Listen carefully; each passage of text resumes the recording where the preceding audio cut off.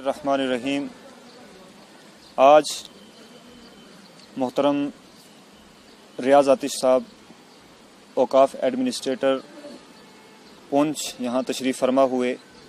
नूरानी जामा मस्जिद तकिया शरीफ आला पीर की जो ये हमारी ईदगाह है, जिसका मकसद ईद के ताल्लुक़ से इंतज़ामात का जायज़ा लेना था, तो हम मोहतरम रियाज साहब के नहायत ही मशकूर हैं कि वो यहाँ पर तशरीफ़ लाए, इंतज़ामात का उन्होंने जायज़ा लिया और हमारे मुतालबात को सुना और सुनने के बाद फ़ौरन उनको पूरा करने की उन्होंने यकीन दहानी कराई।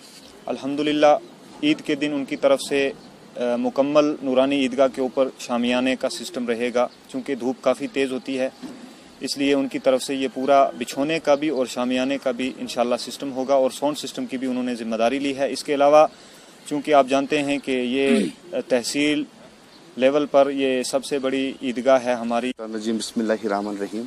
आप जानते हैं कि माह रमज़ान का पाक जो मुबारक महीना था वो ख़त्म होने पे है।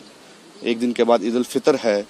मेरा जो पूरा इस जो 10-15 दिन से मेरे सब जगह ये टूर थे, जैसे कि पहले मैं पूंछ मरकज़ी ईदगाह में गया, उसके बाद सोलूकोट में काफ़ी जगहों पे गया, पूंछ के अंदर या बटलकोट लोरन में। आज मेरा जो विज़िट था वो नूरानी ईदगाह जो हमारी आला पीर मंडी में है, यहाँ पे मेरा विज़िट था।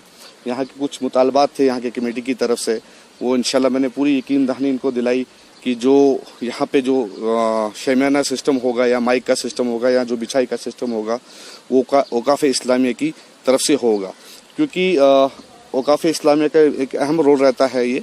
और इसके बारे में मैंने ऑलरेडी एडमिनिस्ट्रेशन से भी ऑलरेडी हमने चिट्ठी लिखी हुई है। जो यहाँ की जो साफ़ सफाई है, यहाँ का जो दूसरा निज़ाम है, इंशाल्लाह वो हम पूरा करेंगे। और आने वाले टाइम में जो औकाफ़ इस्लामिया ने स्टेप उठाए हैं 2-3 साल से, इंशाल्लाह मेरी कोशिश रहेगी कि अगली ईद तक इससे भी बेहतर जो हैं कि वो हम स्टेप्स उठाएं, ताकि जो हमारे इदारे हैं इंशाल्लाह हम उनके जो उनकी डिमांड्स हैं, जो उनकी ज़रूरतें हैं, इंशाल्लाह उनको पूरी करने की मैं पूरी हद से ज़्यादा कोशिश करूँगा।